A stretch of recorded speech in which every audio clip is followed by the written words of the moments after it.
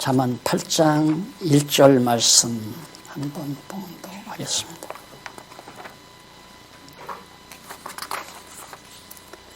아, 4183페이지입니다. 1절 지혜가 부르지 아니하느냐, 명철이 소리를 높이지 아니하느냐. 그가 길가의 높은 곳과 사거리에 서며 성문 곁과 문 어귀와 여러 출입하는 문에서 불러 가로되, 사람들아 내가 너희를 부르며 내가 인자들에게 소리를 높이노라. 4절까지 봉독했습니다. 오늘은 지혜를 들으라는 훈계 내용, 지혜의 말씀을 들으라는 훈계 내용이죠. 이걸 얼른 지혜 그러면 하늘로부터 오신 말씀이 육신이 되어 오신 예수 그리스도, 하나님의 지혜자로 오신 그리스도를 연상을 하시면 쉽게 더 성경이, 신구약 성경이 쉽게 다가오게 됩니다. 그러니까 지혜를 들으라. 왜 들으라? 지혜가 부르니까. 예수님께서 의인을 부르러 온 것이 아니라 죄인을 부르러 왔다고 그러잖아요. 그래서 지혜자 되시는 예수 그리스도가 당신의 택한 백성들을 부르는 것을 들으라는 훈계 내용의 예표용, 모형적인 내용이라고 그렇게 생각을 하시면 됩니다. 그러면 들으라는 말씀, 훈계가 8장에서 9장까지 나오는데 그 첫 번째 전반부가 8장 1절로 31절까지죠. 지혜를 들어야 하는 까닭을 설명합니다. 왜 지혜의 부름을 들어야 되는가? 그 이유, 까닭을 하나하나 설명하는 내용이 8장 1절로부터 31절까지 소개되거든요. 그런데 거기 교재에 보시면 4182페이지 한번 보시겠어요? 82페이지 중간에 문단 바뀐 데 보시면은 거기 솔로몬이 아들에게 지혜를 들으라는 훈계에 대한 자모를 가르치게 된 동기 역시 여호와께서 장차 한 지파 외에는 나라를 솔로몬의 신복에게 주시겠다고 예고해 주신 사실에 있습니다. 그러니까 솔로몬의 아들에게도 지혜를 들으라 하는 말은 유다 지파 외에는 10지파 반이 다 나라를 갈라가지고 간다고 솔로몬에게 예고를 해 주셨잖아요. 그 예고된 말씀에 그 동기가 있다는 얘기예요. 그래서 솔로몬이 예고해 주신 여호와의 말씀을 듣고 다윗 왕가의 왕위를 계승할 아들이 다윗 왕가를 이탈하는 자기 신복의 유혹에 넘어가지 않기 위해서 그동안 제가 계속해서 설명해 왔던 내용입니다. 그래서 그 일찍의 여호와 그 밑에서부터 6째 줄 앞부분에 보면 이는 열왕기상 11장 9절로 13절에 나오는 건 나오죠. 그게 바로 다 나라를 10지파 반들이 다 가지고 나간다 하는 얘기인데, 이는 일찍이 여호와께서 선지자 나단을 통하여 다윗에게 이름을 존귀케 하시고 나라를 평안케 하시며 왕위를 영원히 견고케 하신다고 언약하신 말씀을 이루어 주시기 위한 것이다. 참 놀랍죠. 나라가 지금 10지파 반이 다 갈라져 나가는데 하나님의 계획은 뭐냐면 다윗과의 언약을 이루시기 위한 준비라는 얘기입니다. 그 놀랍잖아요. 하나님께서 다윗에게 언약을 이루시려면 그냥 나라가 갈라지지 말고 형통케 해서 온 12지파가 다 다윗을 왕으로 모시고 영광을 누리도록 그렇게 해야 되는데 하나님의 섭리는 안 그렇단 말입니다. 12지파 가운데 10지파 반이 다 배반하고 북으로 가서 다윗 왕가가 아닌 다른 왕가도 아닌 거짓 왕가를 세워서 나라를 세우도록 하나님께서 그렇게 섭리하신다는 얘기예요.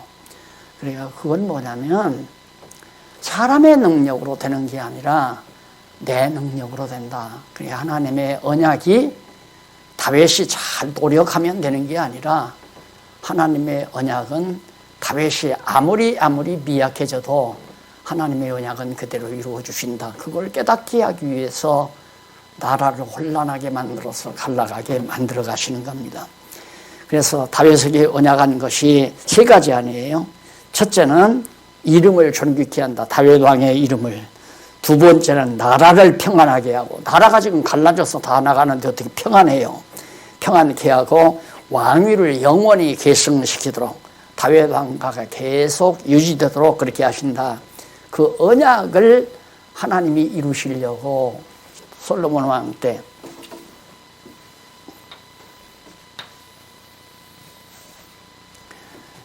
다윗 아닙니까? 다윗. 여기가 솔로몬이고, 그리고 여기서 이렇게 갈라지거든요. 예수 그리스도가 오시고, 그리고 70년 포로 생활이 나오고. 그러니까 다윗에게 이 세 가지 언약, 이름을 영화롭게 한다, 내 이름을 존귀케 한다, 나라를 평안케 한다, 그리고 다윗 왕가가 영원히 지속되게 한다. 이 세 가지 언약을 다윗에게 해놓고는 솔로몬 왕 말기에 이때 나라가 이렇게 갈라져 버리도록 하나님이 하신다 이 말이에요. 그럼 다윗 왕과의 언약은 다 숲으로 돌아가잖아요. 그러니까 하나님이 하시는 이런 일들을 잘 모르면 언약의 말씀을 듣고는 참 좋다 하다가도 이때쯤 가서 나라가 이렇게 분열이 되고 혼란이 오면 자포자기할 수 있잖아요. 아이고, 무슨 내 이름이 존귀케 되고 나라가 평안하고 무슨 다윗 왕가가 영원히 지속되고 말도 안 된다. 여기서 실망하고 낙담하죠. 그런데 솔로몬이 그 언약이 있기 때문에 솔로몬에게는 이미 내 말년에 나라가 갈라진다. 하나님이 언약하신 대로 나라를 갈라지게 할 때 아들 르호보암에게 너 여차여차 된다. 그러니까 너 지혜를 들으라. 지혜를 들으라. 지혜를 들어야 하는 까닭은 지혜의 말씀을 들으면 내가 이쪽으로 가지만은 내가 지혜를 듣지 아니하면 이들의 유혹에 빠져서 이렇게 나아간다 그 말이죠. 그러니까 사람의 어떤 기대라든가 사람을 조금이라도 의지하는 것을 하나님이 배제시켜버리는 거예요. 그래서 온전히 하나님의 전능하신 능력으로 다윗과의 언약이 이루어지도록 섭리해 가시는 거거든요. 그걸 지금 솔로몬이 깨닫고 솔로몬이 아들에게 지금 그 지혜를 가르쳐 주는 거죠. 그래서 요즘 우리가 자꾸 가정교회 이렇게 말하는 것도 사실 성경 깨닫는다는 것이 쉽게 20대, 30대 깨달으면 참 좋죠. 얼마나 좋겠어요. 근데 그렇게 안 되잖아요. 그렇게 안 되고 적어도 뭐 40대, 50대, 뭐 늦으면 60, 70대 가서야 깨닫게 되니까 젊은 자녀들에게 정말 솔로몬이 르호보암에게 가르치듯이 젊은 자녀들에게 그렇게 성경을 가르친다고 하는 것은 아무나 할 수 있는 일이 아니다. 하나님께서 그 가문을 지키고 그 가문에게 주시는 하나님의 특별한 섭리가 작정돼 있으면 그렇게 돼도, 안 그러면 아무리 부모가 하려고 해도 안 들으면 어떡할 거예요. 듣지 않으면. 그럼 가정교회가 물어나 버리는 거거든요. 그 가정교회가 물어난다는 것은 늦게야 다 늦게야. 이쪽으로 갔다가 나중에야 이제 그 후손이 돌아올 때 나라는 다 망하고 나머지 잔존민으로 있다가 이때야 돌아오게 되는 거죠. 자손들이. 그러니 이 쓸데없는 고난의 길을 걸어가는 것이 어리석은 자들의 바로 지혜를 듣지 않는 자들, 지혜의 훈계를 듣지 않는 자들의 길이고, 지혜를 듣는 자들은 바로 이 길을 가는 것이고.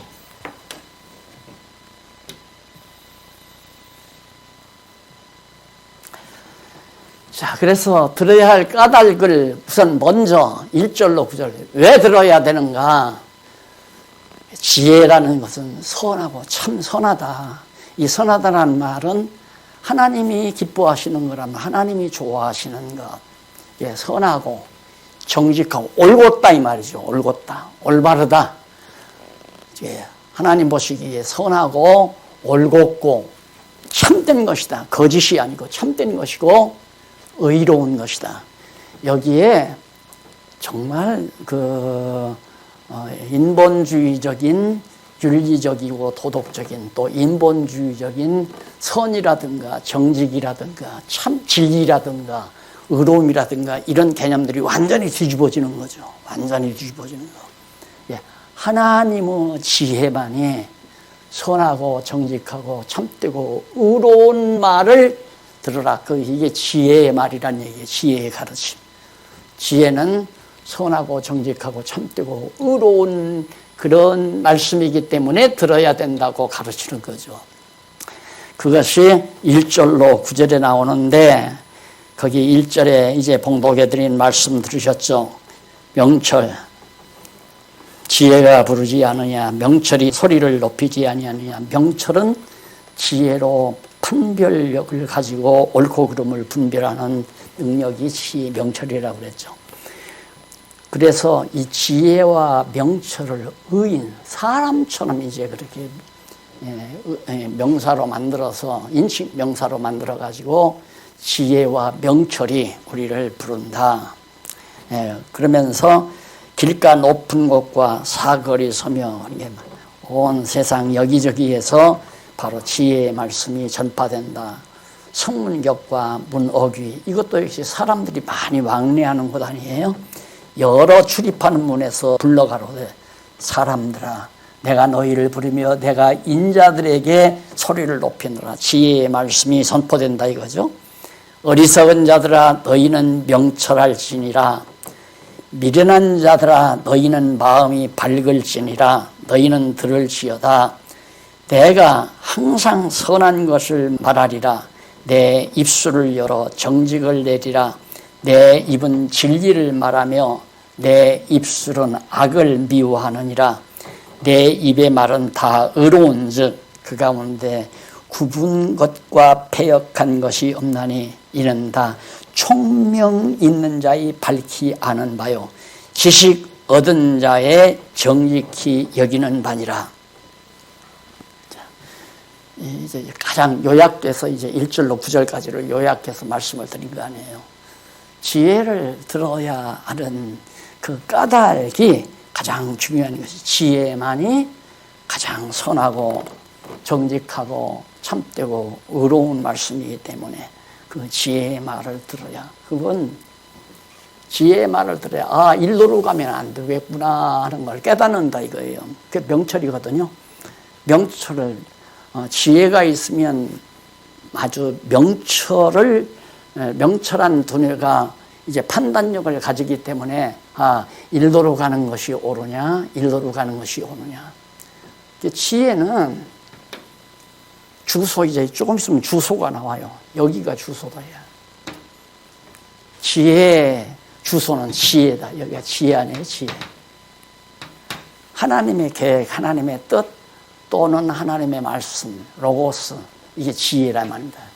이 모든 시간식의 역사를 전부 다 구상해서 설계해가지고 준비해 놓으신 뜻, 그 로고스 말씀이기 때문에 이 지혜의 보고예요.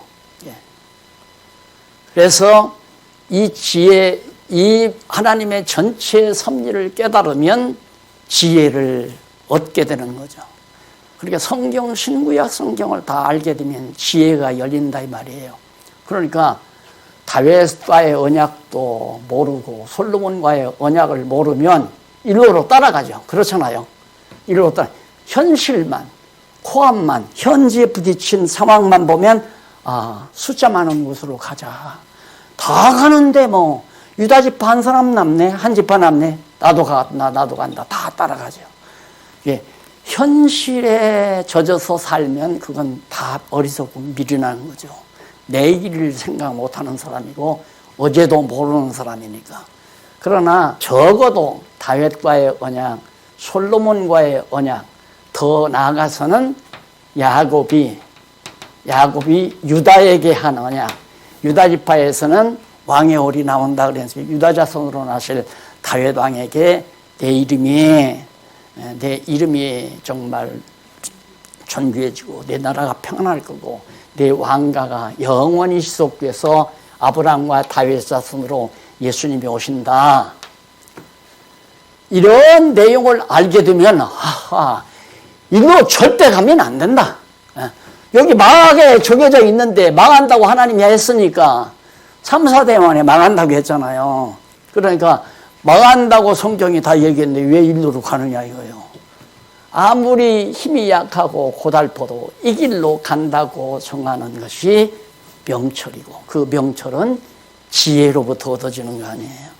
바로 그것을 오늘 솔로몬이 9절까지 해서 밝혀주고 있는 것입니다. 그 다음 이제 넘어가서 10절로 16절 여기 보면 지혜의 가치와 속성을 비롯해 그 능력에 대해서 가르쳐 줍니다. 여기서는 이제 선하고 정직하고 참되고 의로운 가치에 대해서 말했는데 여기서는 속성에 대해서 말하잖아요. 지혜의 가치와 속성, 그 능력, 그걸 이제 솔로몬이 말해주는데 너희가 은을 받지 말고 나의 훈계를 받으며 정금보다 지식을 얻으라.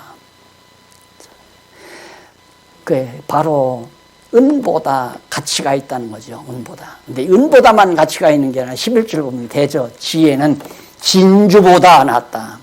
무릇 원하는 것을 이에 비교할 수 없습니다. 지혜와 비교할 수 있는 건 하나도 없어요. 절대 없어요. 목사님이 문자가 왔어요. 여호와의 이름을 열심히 자랑하고 살렵니다. 저하고 같이 신학교 다니던 동창인데 그 목사님이 이제 시 한 편씩을 신문에다 올리거든요. 신문을 받아보시고 내가 자랑하고 살 것이 뭔가 여호와의 이름만을 자랑하고 살렵니다 라고 문자를 보내왔더라고요. 자, 그러니까 왜? 최고로 가치로운 거니까. 사람이 이 세상에서 자꾸만 돈을 많이 벌고 좋은 집을 사고 좋은 차를 타고 여하튼 그렇게 자식들을 성공시키고 하려고 하는 것은 남에게 자랑하려고 그러거든요. 이게 나이 많으면 손자, 손녀 자랑, 자식 자랑, 며느리 자랑, 훌륭하게 성공한 자랑들, 또 돈 번 자랑, 뭐 별장 자랑, 하여튼 뭐 자기 소유 이런 것밖에 자랑할 것이 없잖아요. 하나님을 모르면, 지혜를 모르면. 그런데 지혜를 깨닫게 되면, 이 지혜를 깨닫게 되면 자랑할 것이 되지를 못해요. 아무것도 자랑할 것이 안 된다 이 말입니다. 왜? 지혜에 비교하면 아무것도 아니니까. 이거 엄청난 거 아니에요. 하나님이 영원한 때 지혜자로 계셔서 그 지혜로 세상을 다스려 가는데 바로 지혜의 보고를 깨닫게 되면 내가 어떻게 이 세상을 살아가야 될 것을 깨닫는 엄청난 진리요 가치이기 때문에 그래서 이제 이 지혜를 들으라고 강조해 가고 있는 겁니다. 거기 아까 제가 5절인가요? 거기서 아니죠. 12절에 나오네요. 8장 12절에 나 지혜는 명철로 주소를 삼으며 지식과 근신을 찾아 언나니 여호와를 경외하는 것은 악을 미워하는 것이니라. 네. 지혜는 명철로 주소로 삼는다는 말은 이쪽 강론 내용에 이렇게 보면요. 그 밑에 12절로 13절 나오죠. 87페이지. 13절에 보면 그 주소를 명철로 주소를 삼으라는 제일 끝에 제일 아랫줄에서 두 번째 줄 뒷부분입니다. 명철을 주소로 삼으며 라는 말은 명철과 함께 거하며 이렇게 번역을 해야 명철로 주소를 삼는다는 말은 지혜의 주소는 여기 영원한 때 이때 다 있었으니까 주소가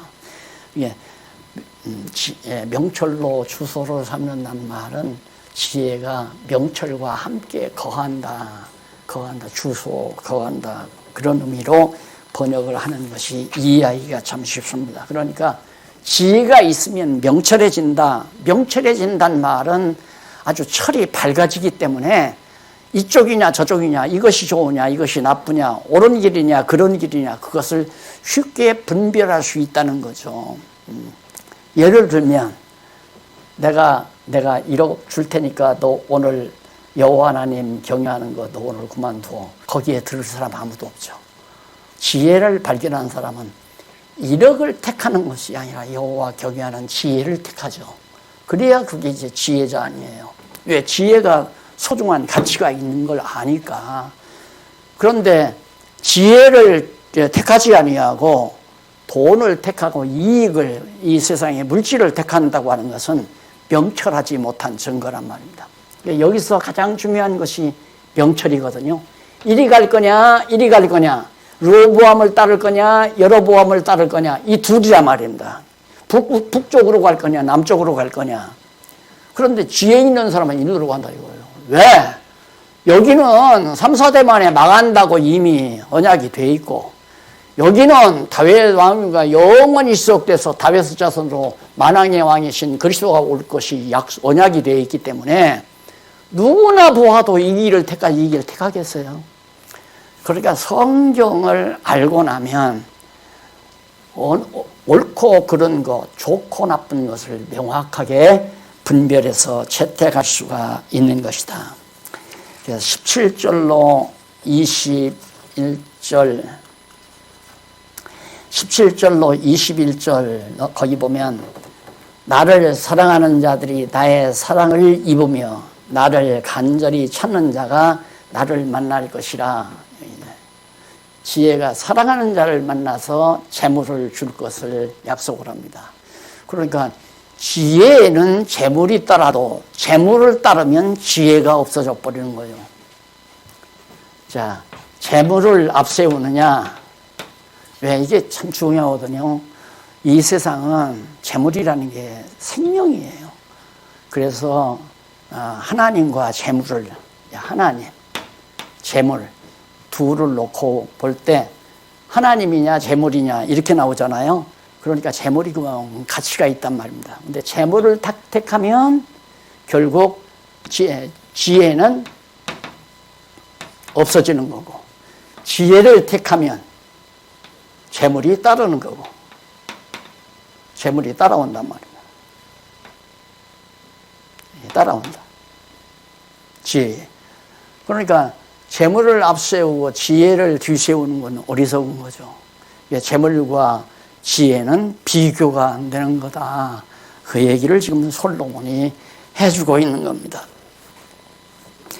그 다음 거기 19절에 내 열매는 금이나 정금보다 나으며 지혜의 열매예요. 내 열매라고 하는 것은 1인칭 대명사로 지혜를 의인화시킵니다.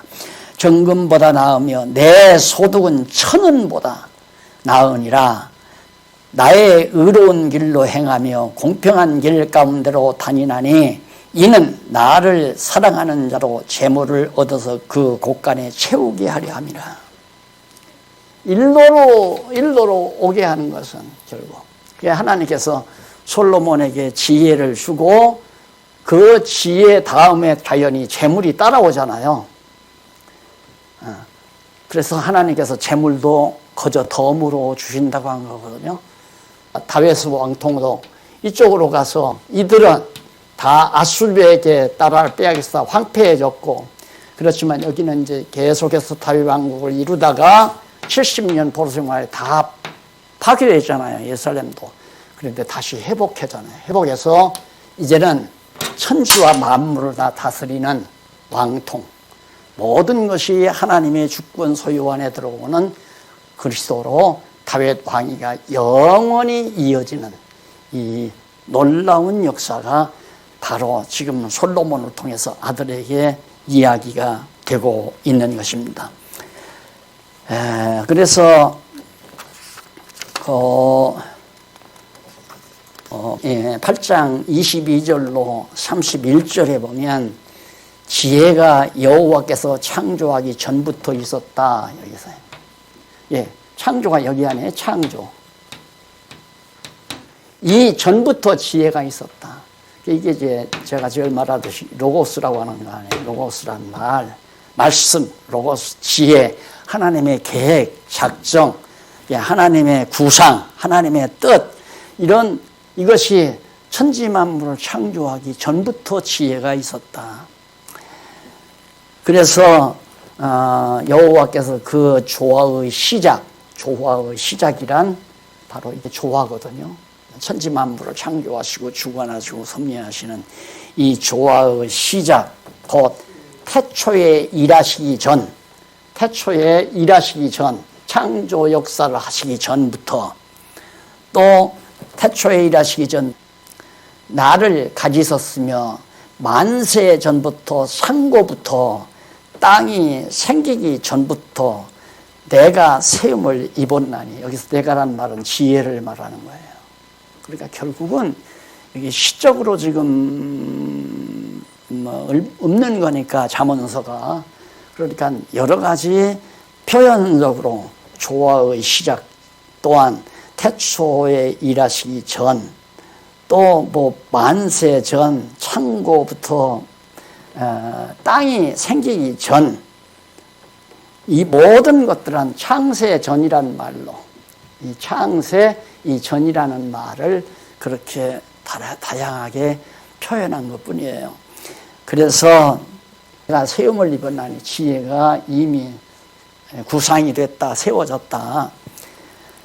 24절, 아직 바다가 생기지 아니하였고 큰 샘들이 있기 전에 내가 이미 났으며, 산이 세우심을 입기 전에, 언덕이 생기기 전에 내가 이미 났으니. 그래, 피조 만물이 다 지어지기 전에 이미 지혜가 먼저 다 존재했다. 그러니까 결국은 이 세상 모든 만물과 역사 섭리는 하나님의 이 지혜의 표현이라고 부르는데, 지혜를 드러낸 것이다. 예를 들어서 어느 아이가 아주 그림을 잘 그립니다, 손으로. 참 솜씨가 좋다, 지혜롭고 솜씨가 좋다, 그럴 거 아니에요. 그러니까 그 아이가 가지고 있는 내면의 솜씨, 그 지혜로움을 그림에다가 이렇게 표현하듯이 하나님의 지혜가 이 우주 만물의 모든 구조와 섭리 속에 다 드러나고 있는 것이다. 그러니까 지혜를 알면 모든 물리가 터지게 되고, 지혜를 알면 역사의 과거, 현재, 미래를 다 예측할 수 있고 과거를 해석할 수 있고. 그러니까 우리 신문에 사본에 보면 어제를 해석하고 오늘을 직시하고 내일을 예비한다. 어제가 어떤 일이었다라고 해석이 되면 오늘 현실도 아주 바르게 볼 수 있죠. 직시를 해서 내일을 준비할 수 있다. 이게 이제 지혜의 결과예요. 그래서 이거 어떻게 살아야 되나 이렇게 답답한 것은 지혜가 없기 때문이죠. 지혜가 없기 때문에. 그리고 우리가 중간중간 가다가 실수하는 것도 이렇게 분명히 일로로 가셨으면 안 되는데 일로로 가야 되는데 일로로 가게 된다. 그게 바로 우리의 어리석음 때문에 그래요. 그래서 제가 좀 이렇게 정리를 하고 나니까 젊은 사람들에 대한 애착이 참 많이 가요. 내가 하여튼 뭐 한 40대 가까이 될 때까지 굉장히 고민을 많이 했으니까요. 해석이 안 되고. 그래서 방황도 많이 하고 시간도 많이 낭비하고, 그렇게 해서 가능만 하면 젊은이들이 정말 방황하지 아니하고 또 시간 낭비하지 아니하고 살았으면 참 좋겠다 하는 그런 간절한 생각이 자연히 나오죠. 그런데 그게 마음대로 안 돼요. 마음대로. 물론 지금 방송을 통해서 공부하는 젊이들도 있겠지만은 배워도 그냥 그렇게 그렇게 중심을 다해서 간절히 얘기를 해줘도 귀담아 듣지를 않는단 말입니다. 그건 당연히 결국 이 허탄한 길을 가다가 다시 돌아오게 하시는, 탕자처럼 뭐 돼지우리까지 갔다가 돌아오게 하시려는 하나님의 섭리가 있는 거죠. 그래서 내 욕심 같아서는 그 돼지우리 안 갔으면 하는 게 반전한 바람이지만 내 마음대로 안 되잖아요, 절대. 그래 또 그렇게 많이 노력도 했죠. 먼저도 얘기했지만 우리 부모님들이 자식 고생하는 거 누가 원해요? 다 자식들이 고생 안 하고 좀 살았으면, 예비는 고생했어도 자식은 고생 안 했으면 해도 똑같아요. 그거나 가르치는 자가, 후배들, 제자들이 고생 안 하고 살기를 간절히 바라고 그렇게 하려고 노력도 하지만은 마음대로 안 되더라고요. 마음대로 안 되고 하나님께서 개개인에게 섭리하시는 게 다 각자 달라요. 사람의 선배의 노력으로, 부모의 노력으로 자식들이 잘 되는 거 아니더라. 또 선배의 노력으로 후배가 잘 되는 것도 아니고, 하나님이 각각에게 주어진 하나의 지혜가 있어요. 아무개는 어떻게 해야겠다. 아무개는 이렇게 갔다가 이렇게 돌아오게 해야겠다 하지만, 아무개는 이렇게 가게 해야 되겠다. 이게 다 정해져 있기 때문에 선배가 아무리 노력하고 부모가 아무리 노력한다고 그게 되나요? 안 되더라고요. 그러니까 결국 그걸 지혜 들어야 할 까닭 쭉 얘기하잖아요. 지혜란 뭐냐? 지혜가 여호와께서 창조하기 전부터 있었던 것이기 때문에 얼마나 소중하고 가치 있느냐 이거예요. 그러니까 여기서는 지혜를 못 찾아요. 절대 지혜를 못 찾는단 말입니다. 여기 있는 지혜이기 때문에. 하나님을 모르면 또 지혜가 없는 거고요. 그래서 여호와를 아는 것이 지혜의 근본이다. 이 여호와를 아는 것이 지혜의 가장 근본 뿌리다 이 말이죠. 여호와를 안다는 말은 여호와께서 작정하고 언약하시고 언약대로 성취하시는 이 사실을 알 거 아니에요. 이건 성취고, 이건 언약이고, 이것도 다윗과의 언약, 솔로몬과의 언약대로 좀 이루어질 건데, 이게 하나님의 지혜의 표현이다. 그래서 거기 보면 그가 하늘을 지으시며 궁창을 해면에 두르실 때 내가 거기 있었고, 지혜로 다 바다도 하늘도 다 하나님께서 만들었다. 28절 그가 위로 구름 하늘을 견고하게 하시며 바다의 샘들을 힘있게 하시며 바다의 한계를 정하여 물로 명령을 거스르지 못하게 하시며 또 땅의 기초를 정하실 때 내가 그 곁에 있어서 창조자가 되어 날마다 그 기뻐하신 바가 되었으며 항상 그 앞에서 즐거워하였으며 사람이 거처할 땅에서 즐거워하며 인자들을 기뻐하였느니라. 지혜가 하나님께서 이 천지 만물을 창조하고 다 주관하고 섭리하시는 동안 지혜가 거기 함께 있었다. 지혜가 바로 창세전, 여기가 바로 주소다. 결국은 지혜는 하나님이에요. 하나님 자체의 생각, 뜻, 계획. 지혜를 안다는 건 더 좀 쉽게 말하면 성경 66권을 안다는 거죠. 창세기부터 요한계시록까지 알면 하나님의 지혜가 표현된 걸 알잖아요. 그게 뭐 표현하려면 한없이 많죠. 동양사, 서양사도 다 마찬가지고 과거 일어난 성경에 의해 나타나는 모든 역사도 마찬가지고 지금 우리 성도님들의 가정생활도 마찬가지고 우리 장안중학교의 역사도 마찬가지고 이게 모두가 다 누구의? 하나님의 지혜의 표현이에요. 하나님의 지혜의 표현. 그걸 우리들이 알고 살아가야 된다. 그래서 들어야 된다. 그 까닭을 설명해 놓습니다. 그 다음에 이제 8장 32절로부터 9장까지 내용이에요. 여기는 지혜를 듣는 자의 결국. 그러면 여기서는 지혜를 들어야 할 까닭을 말해주고 여기는 지혜를 듣는 자의 결국이 어떻게 되지는가. 지혜를 들으면 어떤 결과가 나오는가 그 말이죠. 8장 32절로 36절까지 보면 지혜를 듣는 자는 복이 있어. 복이 있다는 말은 언약을 받았다 이 말이에요. 하나님의 언약을 받은 자다. 하나님이 이미 언약된 자다. 언약 백성이다 그 말이죠. 복이 있다. 언약 백성이다. 여기서 복이 있다면 자꾸만 세속적인 복, 그걸 자꾸만 생각하니까 성경이 전혀 안 풀려나가는 거예요.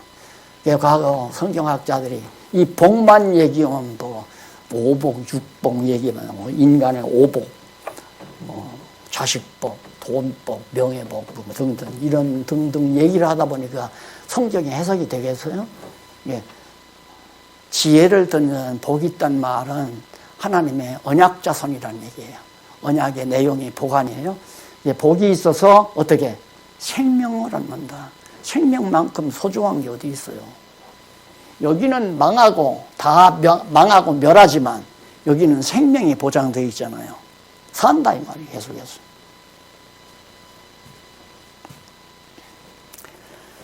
그래서 그 8장 32절로부터 보면 아들들아 이제 내게 들으라 나오잖아요. 여기서 아들들 복수를 쓴 거 지난번에도 한번 말씀드렸죠. 아들들은 여로보암 아들 하나 놓고서는 아들들이라고 하면 말이 안 되잖아요. 아들들이란 바로 히브리어에서 아들은 자손, 손자, 아들, 증손자 이거 구분이 없어요. 그냥 다 자손을 아들을 자손이라고도 하고 손자를 아들이라고도 그렇게 번역을 하는데 그렇게 번역하면 안 되죠. 우리의 계대대로 말하면 아들, 손자, 증손자 이렇게 번역을 해야 하는데 히브리어에는 그게 없으니까 자손이라고 하는 거예요. 자손. 그러니까 자손들아 그 말은 로브암 네 아들, 그 아들, 그 아들, 그 아들 나오잖아요. 우리 역대기 상하 배울 때 그 아들, 그 아들 나왔죠. 솔로몬의 아들, 그 아들, 솔로몬의 그 아들 로보암, 로보암의 그 아들 아무개 쭉 나와요. 그건 아들들아, 자손들아 그 말이에요. 이게 왕손들아, 다윗 왕손들아 그 말이에요. 그러니까 지혜를 듣는 자는 복이 있어 생명을 얻는데 자손들아 이제 내게 들으라. 내 도를 지키는 자가 복이 있느니라. 내 도란 말은 하나님이 작정하신 이 길을 지키는 자가 내 도예요. 하나님의 도, 하나님의 지혜의 길, 도, 올바른 길, 도를 지키는 자가 복이 있느니라. 훈계를 들어서 지혜를 얻어라. 지금 교훈을 하잖아요. 지혜를 얻은 솔로몬이 훈계를 하거든요. 지혜 없으면 훈계하면 안 돼요. 뭐 한다고? 여기 서 있는 사람에게 임마 사람 많은 쪽으로 가야지 나 저거대로 가면 돼. 이건 잘못된 훈계죠. 지혜를 모르는 사람이 가르치는 거 아니에요. 이리로 가면 안 된다. 여기 돈 욕심 내는 사람들 따라가면 안 된다. 여기는 오직 말씀, 하나님의 지혜의 말씀 사모하는 자는 이 길을 같이 걸어가야지. 이렇게 가르쳐줘야 올바른 훈계 아닙니까? 비록 적은 수가 가더라도 그 길로 가야 생명을 얻는다.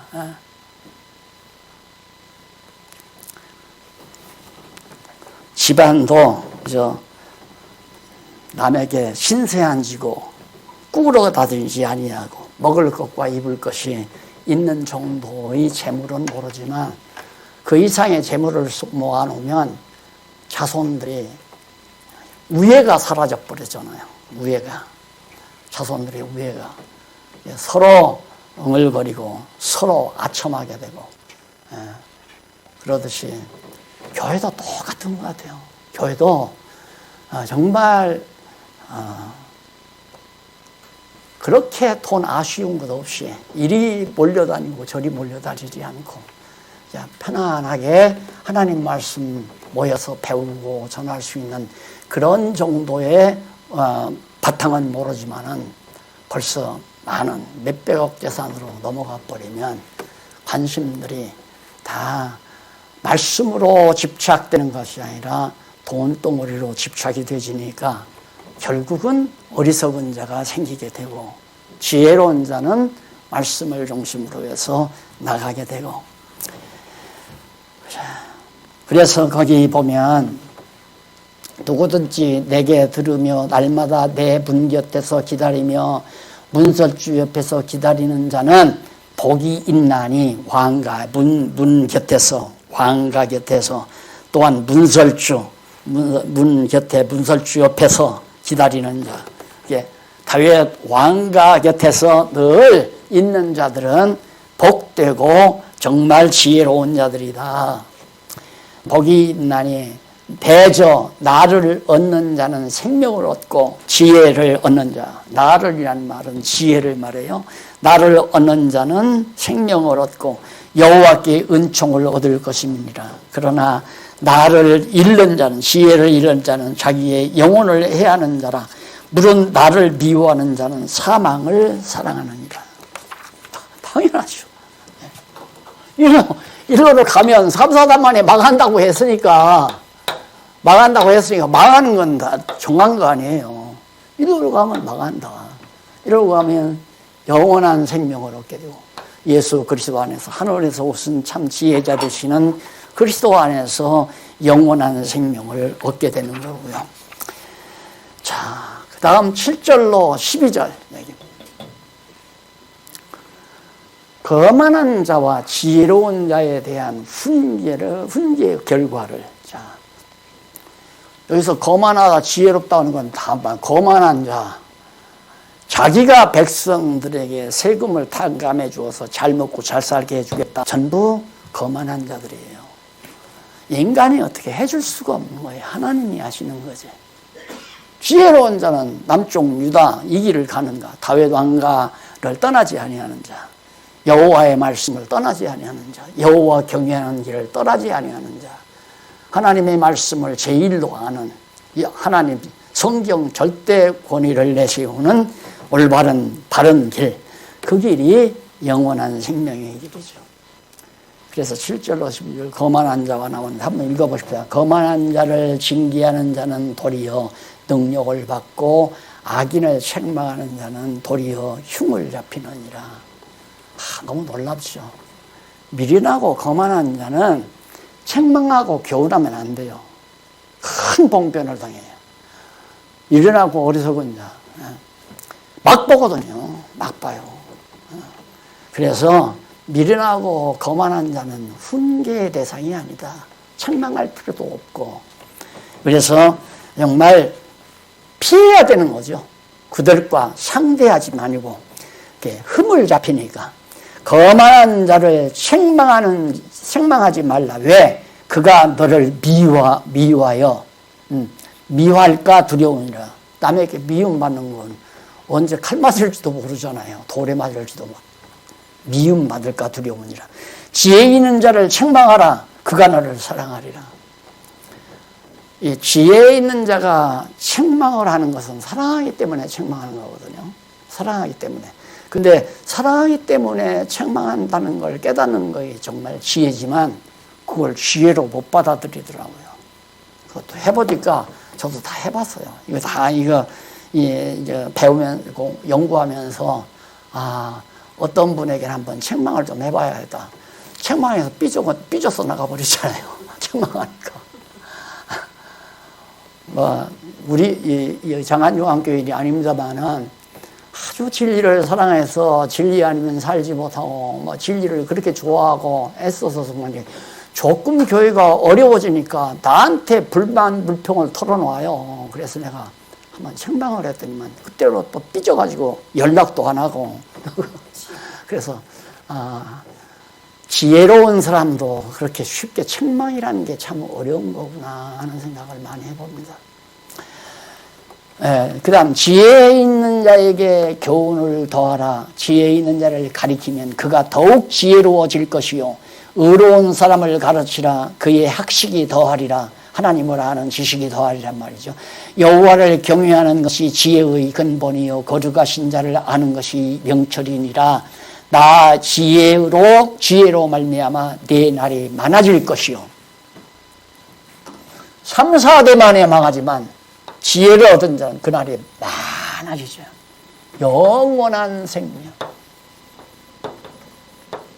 영원한 생명을 얻는 길이니까.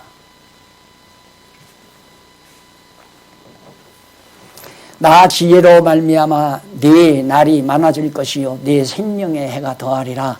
네가 만일 지혜로우면 그 지혜가 네게 유익할 것이나 네가 만일 거만하면 너 홀로 해를 당하리라. 지혜의 반대는 거만이에요. 다시 말해서 거만이란 자기를 높이는 거거든요. 자기를. 이게 지혜자는 자기가 아무것도 아니라는 걸 항상 자기를 높일 생각을 안 하는 거죠. 자기를 높일 생각. 그래서 내가 해야 된다. 나를 따라야 된다. 나를 공경해야 된다. 나를 존경해야 된다. 이런 생각. 이게 이제 거만한 자가 자기가 으뜸이 돼가지고 여로보암이 자기가 왕족이 아니거든요. 솔로몬 때 부하아니었어요. 솔로몬의 아주 큰 관심을 받은 신복부하였어요. 여로보암이. 그게 나이가 많죠. 여로보암보다 나이가 많단 말입니다. 그러니까 아들 밑에서 부하 노릇하기도 좀 창피하고 그러니까 벌써 교만한 생각이죠. 아, 비록 나이가 어리지만 여기는 솔로몬 왕통이다. 당연히 제가 이 생각하지 말아야 되거든요. 그러니까 나가서 으뜸 노릇 왕이 돼가지고 백성들로부터 다 존경받고 섬김받으려다가 결국은 패가망신 다 해버리고 말잖아요. 그런 것들을 솔로몬이 미리 내다보면서 아들에게 가르쳐주는 내용이 바로 본문의 내용입니다. 마지막으로 9장 13절로부터 18절까지 미련한 계집의 어리석은 행동과 말과 무지함을 가르칩니다. 여기서 미련한 계집이라는 말, 음녀를 말하는 거죠. 음녀. 그건 바로 여로보암을 말한다고 내가 그랬잖아. 곁길로 가는 자. 미련한 계집의 어리석은 행동과 말과 무지함. 한번 본문만 읽고 지나가십시다. 미련한 계집이 떠들며 어리석어서 아무것도 알지 못하고 자기 집문에 앉으며 성을 높은 곳에 있는 자리에 앉아서 자기 길을 바로 가는 행객들을 불러 이르되 어리석은 자는 이리로 돌이키라. 또 지혜 없는 자에게 이르기를 도적질한 물이 달고 몰래 먹는 떡이 맛이 있다 하는도다. 나쁜 짓을 응모하는 거. 이게 이 여로보암이 자꾸 남쪽 유다 백성들을 불러내 가지고 야, 우리 땅도 뺏고 그다음 왕위도 빼앗고 전부 빼앗아서 우리 즐겁게 살자 하고 유혹하는 그 계집, 미련한 계집으로 비유하잖아요. 그 말에 다 속는 거죠. 여러분, 사람이 결속하는 데는 나쁜 일을 하자고 응모하는 데는 생명내대고 합니다. 대부분. 그러니까 그 아주 깡패 집단들, 그 집단들이 정말 은행을 턴다라든가 어디 뭐 큰 부잣집을 턴다 이런 때는 아주 견고하게 결석이 잘 돼. 재미가 있으니까. 야, 은행 털어서 돈 보따리 안고, 야, 그 부잣집 털면 돈이 황금 덩어리가 엄청 나올 텐데. 이런 얘기가 지금 나옵니다. 그게 얼마나 어리석은 짓이냐 이거예요. 생각해 보세요. 그 넓은 가나안 땅을 12지파가 각각 나눠 가졌잖아요. 겨우 유다 지파 딱 만난 게 없고 다 뺏어갔어요. 왕가도 뺏어가 버리고, 백성도 다 뺏어가 버리고. 그래서 오직 그 어리석은 자는 죽은 자가 그의 곳에 있는 것과 그의 객들이 음부 같은 곳에, 음부 깊은 곳에 있는 것을 알지 못하느니라. 그 짓을 해도 은행 털고 감옥에 가서 수년 동안 감옥 생활할 거를 알지를 못하고 즐겁죠. 야, 여기 금고가 있다 하면서 막 때려 부수고 주인도 죽이고 그리고서는 막 털어가 나갈 때 얼마나 힘이 나고 얼마나 신바람 나겠습니까? 감옥에 가서 수년 동안 징역살 생각을 없는 것. 이 짓을 하는 건 얼마 3, 4대 만에 망할 것을 모르는 어리석은 자들의 행위였다는 것을 바로 솔로몬이. 자, 이제는 이렇게 흐름 따라서 이해를 해가시니까 잠언서가 너무 리얼하게 잘 들어오잖아요. 이게 지혜의 보고입니다. 잠언서를 바르게 이해하면 정말 지혜롭게 세상을 살아가는, 그래서 이제 하나님께서 의의 길로 우리를 인도해 가시는 거죠. 다음 시간은 제3절 왕가를 세워주시는, 자, 이 왕가, 다윗 왕가를 세워주시는, 똑같아요. 이게 잠언서는 이거 알면 된다니까. 이거 알면 다 해석돼요. 다. 그러니 저런 역사를 하나님께서 왜 일으키셨나? 우리 저런 역사를 보고 하나님의 지혜를 배우라고요. 그렇잖아요. 하나님의 뜻을 알라고 저런 역사 섭리를 통하여 하나님께서 우리에게 계시해 준 겁니다. 한번 이제 줄기를 다 잡으셨고 이렇게도 잡으셨으니까 10장부터 가서 15장까지 계속해서 한번 집에서 미리 예습하시고 다음 시간에 같이 공부했으면 좋겠습니다. 기도하십시다. 자비하신 아버지 하나님, 오늘도 지혜의 말씀 주셨습니다. 하나님의 하시는 역사 섭리 속에 지혜의 보고가 담겨 있음을 배워사오니 하나님이여 우리를 어리석음에서 깨어나게 하시고 지혜롭게 하소서. 하나님의 자녀답게 살 수 있게 해주시옵소서. 예수님 이름으로 기도드립니다. 아멘.